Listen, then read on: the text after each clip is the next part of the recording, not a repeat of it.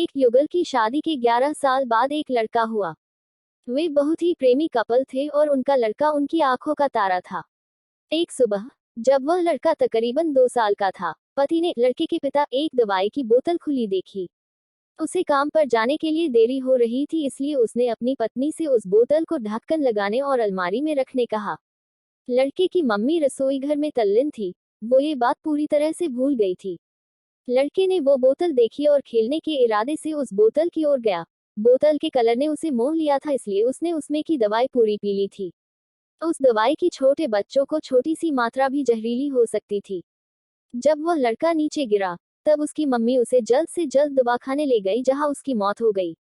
उसकी मम्मी पूरी तरह से हैरान हो गई थी। वह भयभीत हो गई थी कि कैसे वो अब अपने पति का सामना करेगी। जब लड़के के परेशान पिता दवाखाने में आए तो उन्होंने अपने बेटे को मृत पाया और अपनी पत्नी और देखते हुए सिर्फ 4 शब्द कहे। आपको क्या लगता है कौन से होंगे वो 4 शब्द? पति ने सिर्फ इतना ही कहा, आई लव योर डार्लिंग। उसके पति का अनपेक्षित व्यवहार आश्चर्यचकित करने वाला था। उसका लड़का मर चुका था। वो उसे कभी वापस नहीं ला सकता था, और वो उसकी पत्नी में भी कोई कसूर नहीं ढूंढ सकता था। इसके अलावा, आगे उसने खुद ने वह बोतल उठा के बाजू में रख दी होती तो आज उसके साथ यह सब न होता। वो किसी पर भी आरोप नहीं लगा सकता था। उसकी पत्नी ने भी उनका इकलौता बेटा खो दिया था।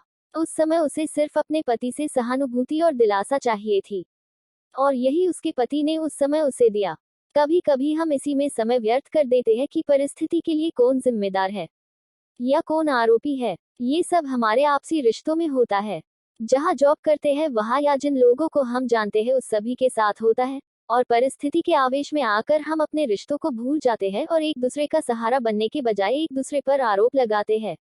कुछ भी हो जाए, हम उस व्यक्ति को कभी भी नहीं भूल सकते जिसे हम प्रेम करते हैं। इसीलिए जीवन में जो आसान है उसे प्रेम करो। आपके पास अभी जो है उसे जमा करो, और अपनी तकलीफों को विचार कर कर के बढ़ाने के बजाय उन्हें भूल जाओ।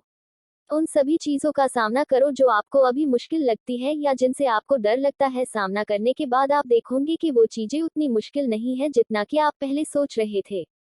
हमें परिस्थिति को समझकर ही लोगों के साथ व्यवहार करना चाहिए, और लोगों कठिन परिस्थितियों में उनका हमदर्द बनना चाहिए। दोस्तों, इस तरह की प्रेरणादायक कहानियां पढ़कर हमें काफी कुछ सिखाने को मिलता है। आपके लिए और अधिक प्रेरणादायक कहानियों का विशाल संग्रह मौजूद है।